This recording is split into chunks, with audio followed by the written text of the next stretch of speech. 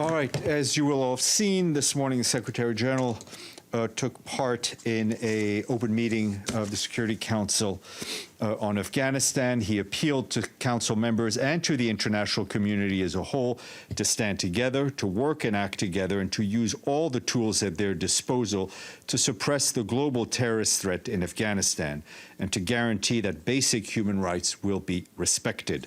The Secretary General called upon the Taliban and all parties to respect and protect international humanitarian law and the rights and freedoms of all persons.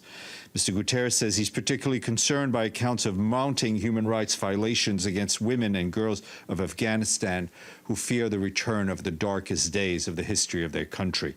The Secretary General noted the UN is committed to supporting Afghans and that we continue to have staff and offices in areas that have come under Taliban control.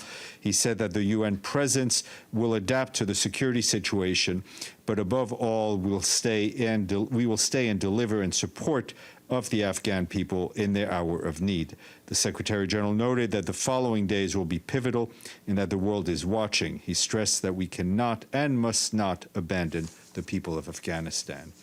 And on the humanitarian front, what our humanitarian colleagues are telling us that since July 1st, there's been an influx of people fleeing Kabul to Kabul and other large cities seeking safety from the conflict and other threats. 17,500 newly internally displaced people have been identified in the past month, most of them arriving in recent days and have arrived from Ghazni and Logar provinces. Some 13,500 of these people have received support in the form of food, cash, healthcare, household items, and water and sanitation support. Assessments were ongoing yesterday morning, that's August 15th, with interagency teams deployed around Kabul to assess humanitarian needs. Despite intense challenges, humanitarian organizations, both the UN and NGOs in Afghanistan, are committed to delivering aid and services to millions of people in need while adhering to humanitarian principles of humanity, neutrality, impartiality, and independence. $1.3 billion humanitarian response plan for Afghanistan remains just 38% funded, leaving an almost $800 million shortfall. Also want to flag that on Friday, and I don't know, you may have not seen this, the fifth report of the Secretary General Children in Armed Conflict in Afghanistan was released. It highlights that an additional 5,770 boys and girls have been killed or maimed in Afghanistan between January 2019 and December 2020. Furthermore, child casualties for the first half of 2021 constituted the highest numbers of children killed and maimed for this period ever recorded by the United Nations in Afghanistan, a situation compounded in the last few weeks and days. The other big story we've been following is, of course, the earthquake in Haiti, and I want to give you an update on what we're doing there in order to support the government and assist those impacted by the deadly earthquake. Our emergency relief coordinator, Martin Griffiths, allocated $8 million from the UN Central Emergency Response Fund to support the humanitarian response. This money will provide essentials such as health care, clean water, emergency shelter, and sanitation for people impacted by this disaster. Our humanitarian colleagues are telling us that access to the southern peninsula, where the quake hit, is challenging because gangs are controlling movements, local authorities are negotiating access, and an initial convoy of 6 vehicles with UN staff from various UN agencies and the government traveled to the impacted area yesterday. Further convoys carrying supplies are traveling today. Staff from the UN's disaster and coordination teams are also arriving in the country to support coordination assessments. A UN Humanitarian Air Service helicopter managed by the World Food Programme is transporting government and staff into impacted areas along with medical supplies and other essential needs. WFP says they need $1.4 million for this critical air service to remain operational till the end of the year. The most urgent needs are expected to be linked to provision of medical service, water, sanitation, hygiene. UNICEF will send 3 health health emergency kits to 2 hospitals in Lekai and one in Jérémie, which will help about 30,000 people. For its part, the UN Migration Agency is providing life-saving assistance, including blankets, hygiene kits, jerry cans, repair materials, and tarpaulins. It's also focusing on finding safe buildings where thousands of displaced residents can shelter in the approaching storm, which is likely to cause flooding and mudslides. And will, of course, this impending tropical storm is very much likely to complicate rescue efforts. And you will see that we also issued a statement over the weekend in which the Secretary General extended his deep condolences to the people and government of Haiti. And we're also sad to report that one of our own staff member died in the earthquake. Turning to Lebanon, our humanitarian colleagues told us that yesterday, as you will see, a fuel tank exploded in the country's north, reportedly killing 28 people, injuring more than 80. We and our humanitarian partners responded immediately by supporting area hospitals, which declared a state of emergency. Earlier today, the resident coordinator and humanitarian coordinator, Najat Roshdi, led an interagency UN mission to Tripoli to visit hospitals treating those injured by the explosion. The incident comes as Lebanon grapples with a deepening crisis as fuel and electricity shortages make the delivery of basic public services difficult. Major hospitals across Lebanon are operating at a reduced capacity. The delivery of life-saving care could be further curtailed due to a lack of electricity. We, along with our partners, are trying to ensure the delivery of critical basic services. Last week, the UN launched an emergency response plan for Lebanon, which calls for almost $380 million to help 1.1 million of the country's most vulnerable people, including migrants. The new emergency response plan complements long-standing efforts to support refugee and host communities impacted by the Syrian crisis. A couple of notes in answer to questions I've received. One on Venezuela. I can tell you the Secretary General welcomes the signing of the Memorandum of Understanding between the government of the Bolivarian Republic of Venezuela and the Unitary Platform of Venezuela for the start of a comprehensive negotiating process. He encourages them to fully commit to an inclusive and meaningful dialogue with full respect for human rights. The Secretary General also reiterates his strong support for Norway's facilitation efforts and welcomes the readiness to assist of Mexico as the host country and of the Netherlands and Russia as accompanying nations. He echoes the call of all members of the international community to support a negotiated solution that is owned and led by Venezuelans themselves. And turning to Zambia, the Secretary General congratulates the government and people of Zambia, as well as the electoral authorities, on the conduct of the August 12th general elections. The overall peaceful conduct of the elections is a clear testament to the continued commitment of the Zambian people to upholding Zambia's democracy, peace, and stability. The United Nations will continue to support the government and the people of Zambia in their efforts for a democratic, stable, and prosperous country. Quick note from Fiji. World Food Program, World Health Organization have transported more than 15,000 kilograms of medical supplies to treat COVID-19 patients and protect frontline workers. WFP's Humanitarian Air Service flew oxygen concentrators, pulse oximeters, masks, and other supplies at the request of Fiji's health ministry.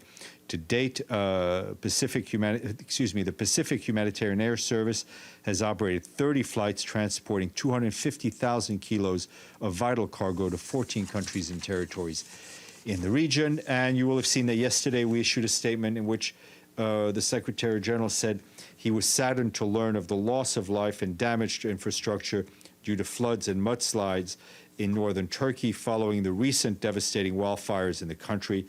He extends his deep condolences to the families affected. The UN stands in solidarity with the people and government of the Republic of Turkey at this challenging time.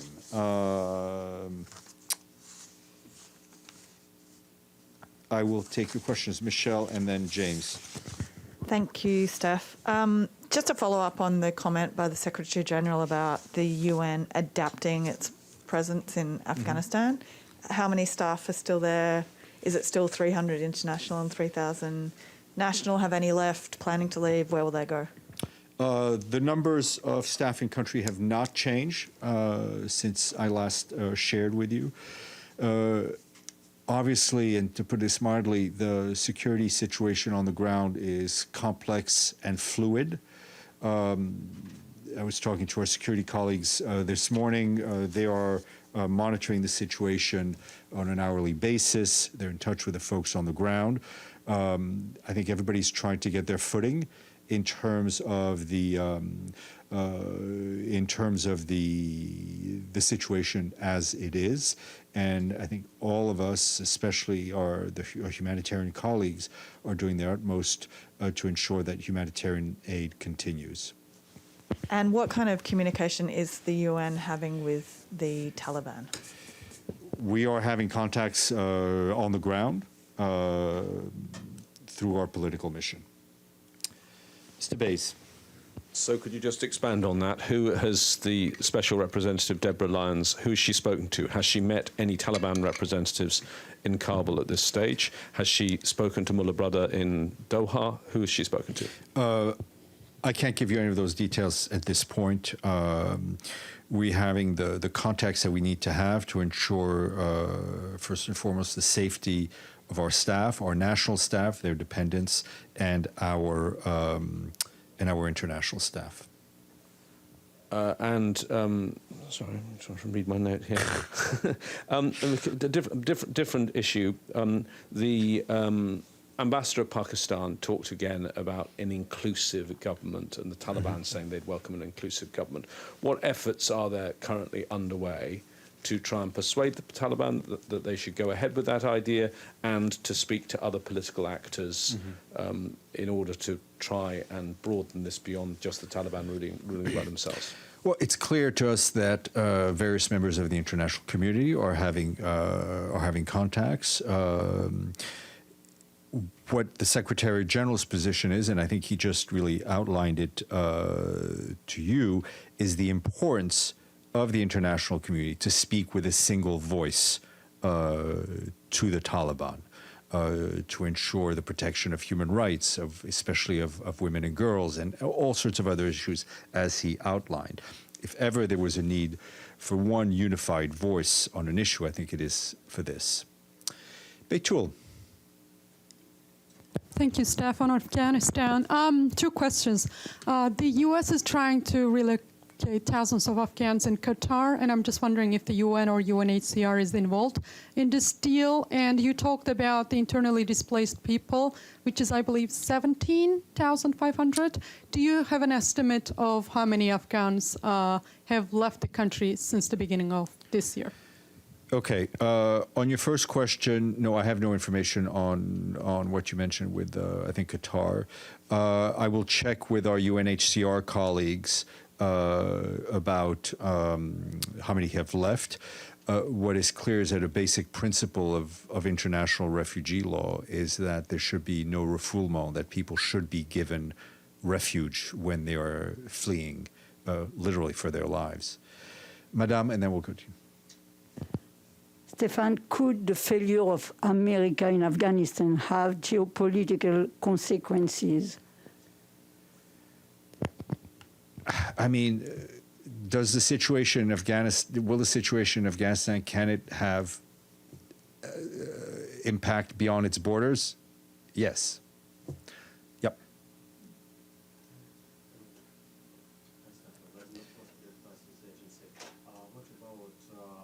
Afghan permanent representative to the UN, what's his status? Will the question of his status will be given to accreditation committee in September? And has anybody, well, Taliban, I guess, should do so, raise the question about the representation? So on the Afghan permanent representative, I mean, you saw that he spoke and was invited to speak by the Security Council. We, as far as I know, and as of this morning, we had not received any communications regarding the permanent representative. At the end of the day, the issue of credentials, who is recognized as sitting behind a nameplate, is up for the member states to decide. as it's publicly known, there will be a meeting of the Credentials Committee to discuss Myanmar. Whether or not Afghanistan is brought up on that agenda, it's something for you to check with, I think the Permanent Mission of Cyprus chairs the Credentials Committee. Abdelhamid. Thank you. I have two questions. You know, the rules of procedure, fairness. Abdelhamid, I can't. Abdelhamid, shut down your video and let's see if I can hear you, since I know what you look like. Okay. Okay, thank you. Under Rules of Procedure, Security Council, 37, is a country involved with the conflict? It's supposed to be invited. In 10 days, the issue of Afghanistan has been discussed at the Security Council, and Pakistan was not invited to address the Council. It is the most concerned country on earth on what's going on in Afghanistan. Isn't that some kind of violation of the rules of procedures of the Security Council? Abdelhamid, you know very well I will not answer that question. That is up to the Council presidency, the Council members to interpret the rules, to apply the rules, to decide on what rules of the provisional rules of the Security Council, which have been provisional for some time now. Your second question. My question on Palestine. This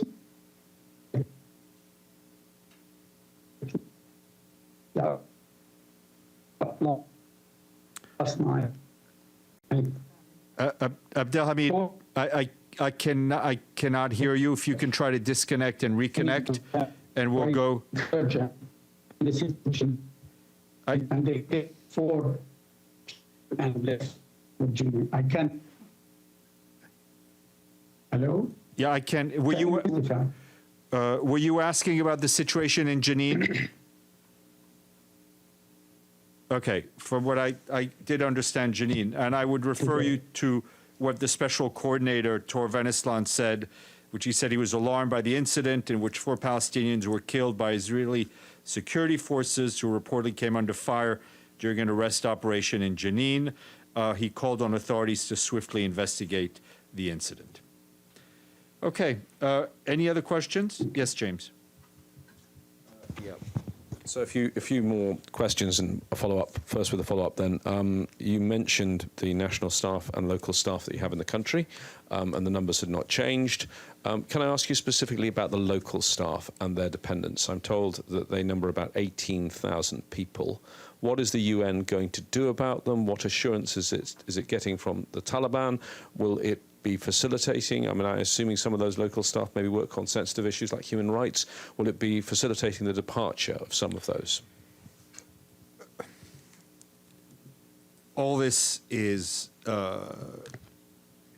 extremely fluid, to say the least. We are obviously extremely concerned about the fate of the local staff and their dependents. And as you pointed out, a lot of these staff have done very critical work on behalf of the United Nations, on humanitarian issues, on behalf of various committees of the Security Council. The international community owes them a great debt.